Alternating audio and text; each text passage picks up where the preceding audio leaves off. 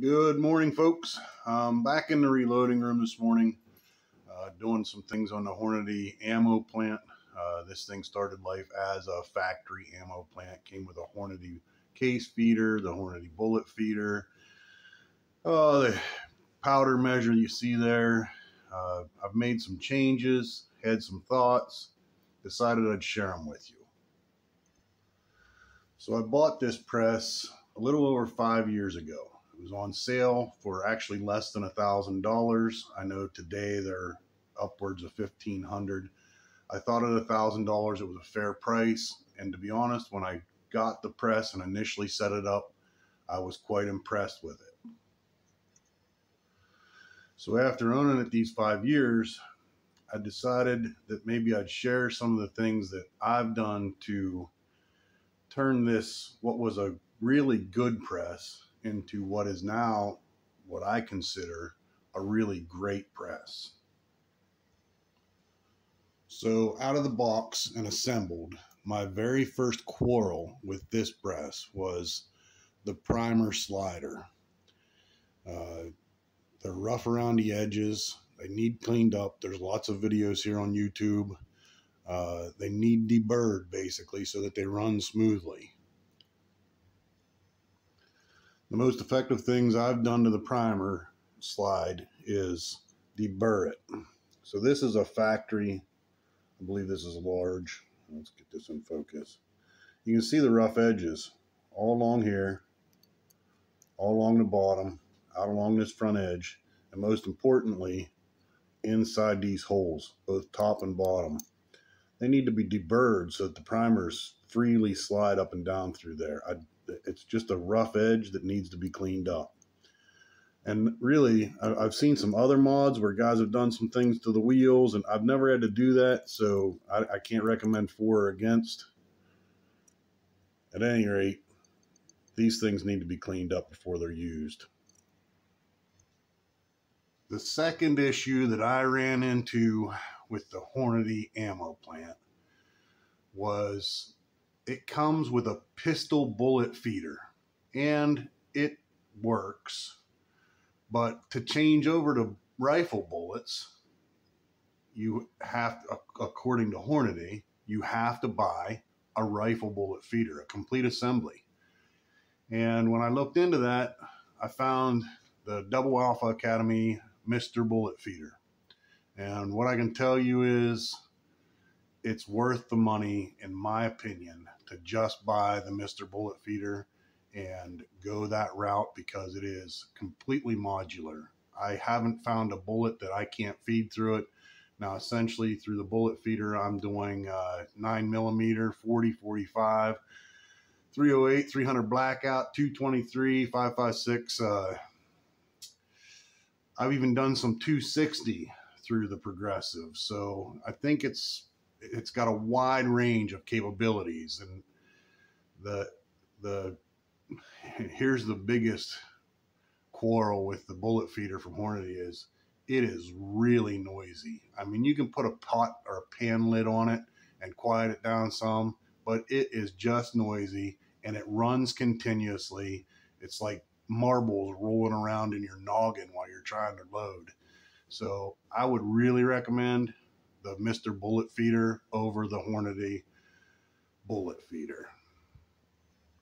A few slight mods that I've done to the bullet feeder was this, where these wires plug in have always been a bear to unplug and plug back in.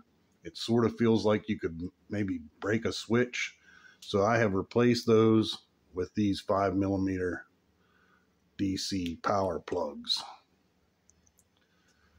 I have several of the Mr. Bullet Feeder dies themselves, and changing these out, unplugging these wires, it was just sort of a hassle. This improved that a great deal. The latest thing that I've done to improve this press, and it is an improvement, but it's just a replacement part really. I wanted to put a case feeder on another progressive press I had, and I made mention of this to a friend, and she bought me a new Dillon case feeder. So I decided that rather than put the Dillon on the Lee press, I would put the Dillon on the Hornady and move the Hornady to the Lee. So what I can say about the case feeders is the previous version Dillon and the Hornady, I think, are very comparable. But this new version with the DC variable speed drive is just a huge step forward in case feeding. I did have to make some modification to the case feeder riser. You can see I cut it off here.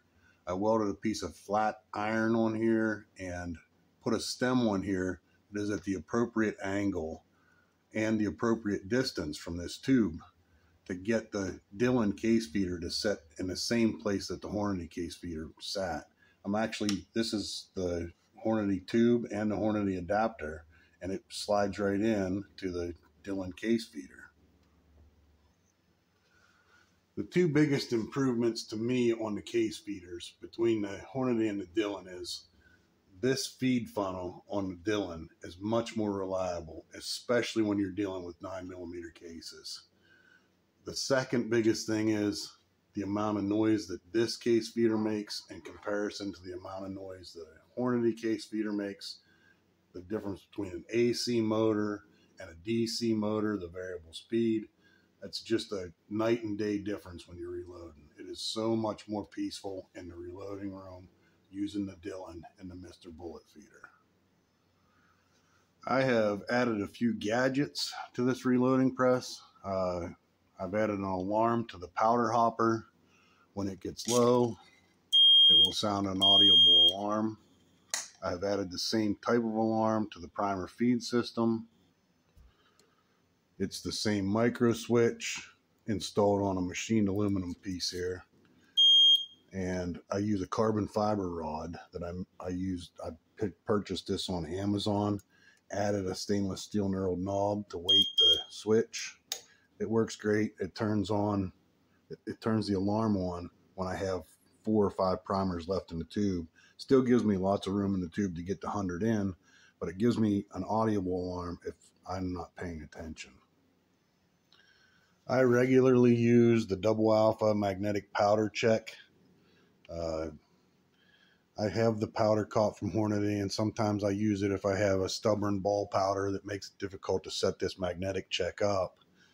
But this thing is really nice, especially in pistol cartridges, so you don't get a double or a squib. My bullet feeder dies are all Mr. Bullet feeder, and with experience, I tell you that I have tried the Hornady dies, and I disliked them. The setup on them was just too difficult and too variable. I mean, just the slightest change in a bullet, you were spending a half hour getting the thing set up again. I just didn't like that. What I can say about every Mr. Bullet feeder die I have is they work and they are simple. And that's what I want in a progressive press. I just want it to work and I want it to make ammo. I've, of course, added a round counter. I build those. I cover them in a separate video. They're just really nice to have, kind of let you know where you're at on primers, figure out how many rounds you're getting out of each pound as you're loading. It's just a really nice tool to have on your press. So those are just a few things that I've done that I thought made the press a little nicer to work with. Let me cover what I think is the most critical thing I can say about the Hornady Ammo Plant. So for several years, I had trouble getting these. This is the retainer spring from around the shell plate. And I have to tell you, I tried a lot of things. I thought it was a timing issue. I thought it was maybe an issue with, snags on brass. I looked at all sorts of things. My initial solution was probably what many of you have done. I went and bought a whole bunch of these. These are the replacement springs. I figured I was going to need them. So I bought a pile of them whenever they were available. You guys know how this market is right now. When you see something and you can get it, you better get it. So I did. And to be honest, these things have been hanging. I think I found a solution. Or at least what I should say is, I think I found the problem. This may not be a viable solution for everybody watching, but I have access to a machine shop. So in looking at the way the Hornady case feeder works, I saw a problem with it, and I think I've solved that problem. So my problem was, I believe, in these little paws from Hornady. This paw, I believe, just sits too high, and it wants to push the brass at a downward motion because of the height of it and where it slides in and out of the shell plate. I'm going to try my best here to show you the differences in the height and how this thing was cut to make it go into the shell plate at a lower spot. This is the piece that I cut, and you can see the height. Notice the difference between how high the bottom of this part is in comparison to this deck height right here.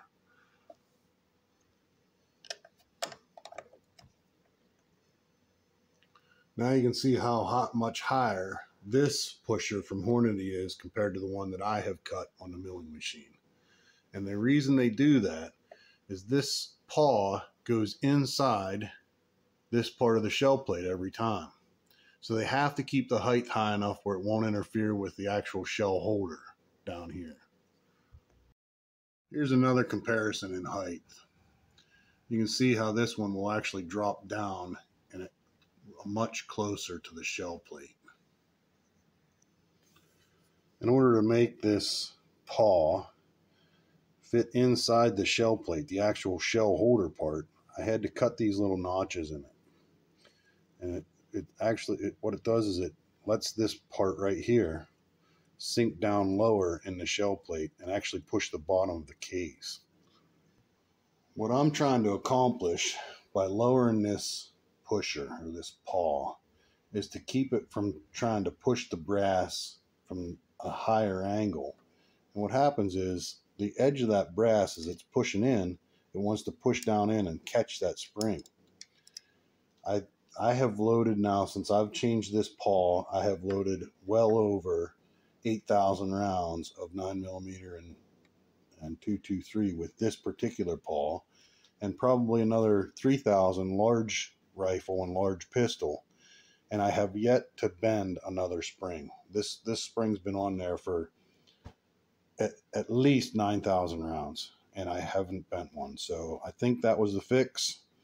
Maybe you've come up with something else, but this has been working for me, and it really is.